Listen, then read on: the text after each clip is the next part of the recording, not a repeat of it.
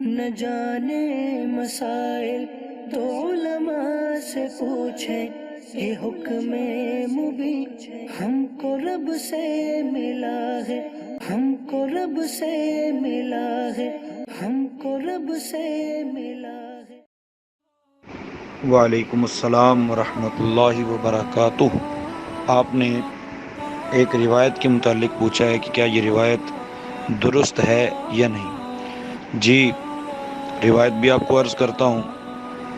صحیح مسلم کے اندر صفحہ نمبر 1177، حدیث نمبر 2128، حضرت سیدنا ابو ہریرہ رضی اللہ تعالی عنہ سے روایت ہے کہ نبی پاک صلی اللہ علیہ وسلم نے ارشاد فرمایا کہ جہنمیوں کی دو قسمیں ایسی ہیں جنہیں میں نے اپنے زمانے میں نہیں دیکھا بلکہ وہ میرے بعد والے زمانے میں ہوں گی۔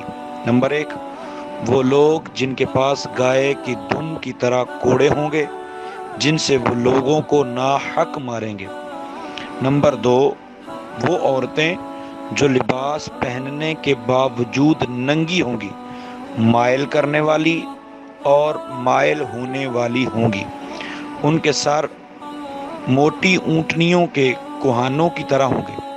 یہ نہ جنت میں جائیں گی اور نہ اس کی خوشبو پائیں گی، حالانکہ اس کی خوشبو بہت دور سے آتی ہو۔ اس حدیث پاک میں عورتوں کے 3 کام بیان ہوئے جن کی وجہ سے وہ جہنم میں جائیں گی۔ نمبر 1، لباس پہننے کے باوجود ننگی ہوں گی، یعنی اپنے بدن کا کچھ حصہ چھپائیں گی اور کچھ حصہ ظاہر کریں گی تاکہ ان کا حسن و جمال ظاہر ہو، یا اتنا باریک لباس پہنیں گی جس سے ان کا جسم ویسے ہی نظر آئے گا۔ تو یہ اگرچہ کپڑے پہنے ہوں گی لیکن در حقیقت ننگی ہوں گی۔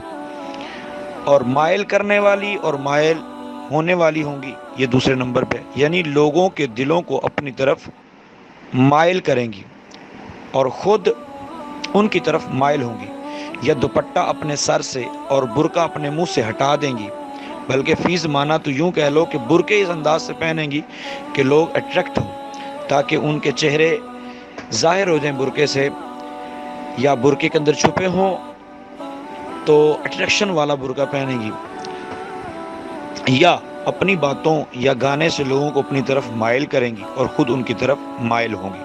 نمبر 3، ان کے سر موٹی اونٹنیوں کے کوہانوں کی طرح ہوں گے۔